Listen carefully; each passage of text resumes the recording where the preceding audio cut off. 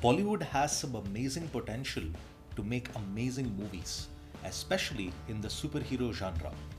But unfortunately, this is one section which hasn't been well exploited, despite having some movies like Ra1 and Krish with some amazing production value.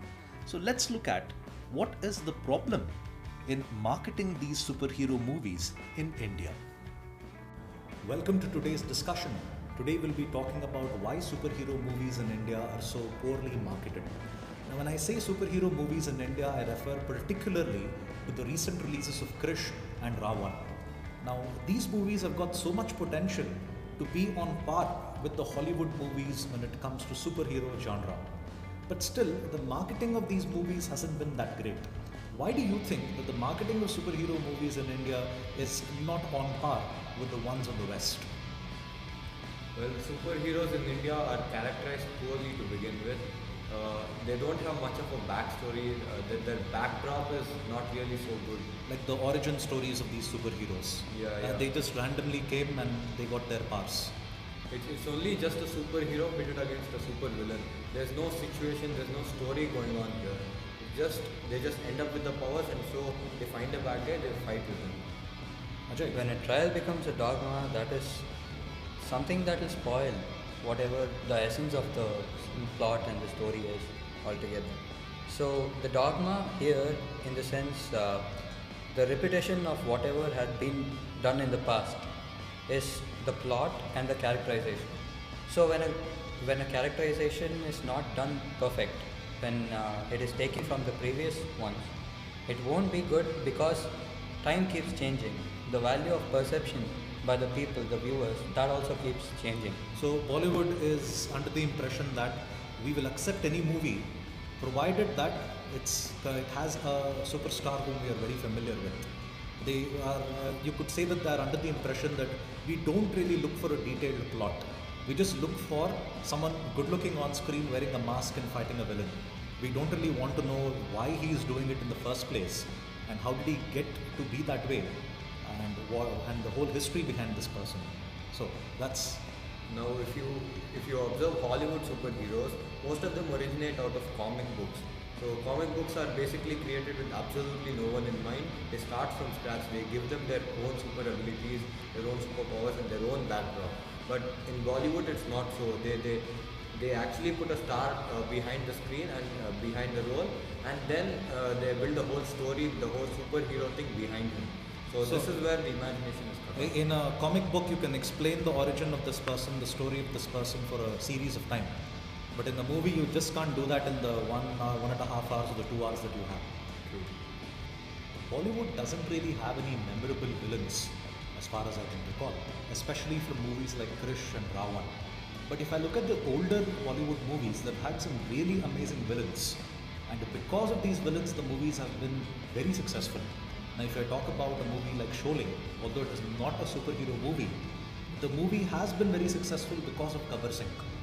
And even to this day, even my generation, your generation, is still able to remember dialogues of Sholay, is still able to remember the character of Gabbar Singh. And even if I consider a fairly recent movie of Mr. India, it's not really recent, but we will call it recent, even a character like Mogambo, his notorious dialogue, Mogambo Kushua, is still in our heads even in this day and age. So why do you think Bollywood is not able to come up with a villain like how Hollywood is able to do it? Now, if you see Hollywood movies, they're actually created for like the whole age group. But Indian movies are aimed at children. So the villains, the super villains here are characterized as simple people, like with just the main aim of taking over the world, and there's not really much backstory, and the producers don't feel the need to give them an elaborate backstory and make them really notorious, as you call it. But they spend more time towards the heroes. So that is why supervillains are not as popular as the hero themselves. Yeah. What do you think, Ajay? For a movie to be commercially and critically successful, the villains should be somewhat memorable. I do agree to your point. Like if you see the Batman's Joker, there are scenes in which the director gives even minor detailings wherein the Joker wants himself to be shot. He puts the gun into the hostage's hand. he takes himself as the hostage, and he asks himself to be shot, but he pulls down the trigger by Yeah, himself. I've seen He this holds scene. the trigger. So it is such a the director has put in so much of thoughts to it, and even the minor detailings has to be noticed by the people. So that is the attention value that movies gain.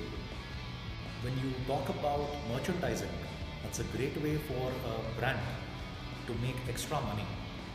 But when you talk about Bollywood merchandise, like the Krish mask, or even for example the Krish game was there, if I'm not wrong, and the Ra 1 game as well. This is something which none of us are able to take very seriously. But on the other hand, if you want to take a Batman game like Batman Arkham Asylum or Arkham City, we are ready to accept that. We are even ready to wear a Batman costume, the cape and cowl. But why is it that we're not able to wear something like the Krish mask or even the Ra 1 costume? Well, if you notice Bollywood movies, most of their merchandises, most of their post-movie production stunts and all are aimed at children, are aimed at smaller age groups. But if you notice Hollywood superheroes, most of the Batman T-shirts and all are made just for teenagers. Cool lines, cool T-shirts, and cool merchandises are made just for T-shirts. I could never imagine a teenager wearing a Krish mask.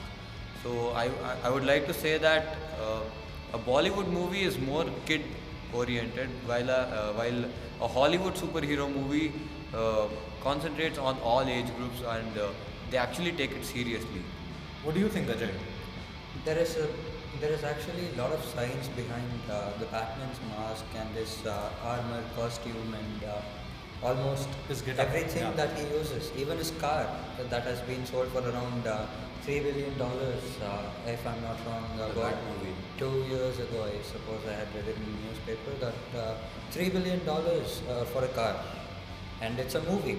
That is a post-movie production. The production house is going to get the profits. So the science behind it should appeal to excessive amount of people, and it should not be concentrated towards one particular age group or a particular sect of the society. It's something like when we look at a Batman costume, we know that it's cool because of the science behind it. But when we look at a Krish mask, it just appears as it's a sheet of paper on our face, nothing more than that.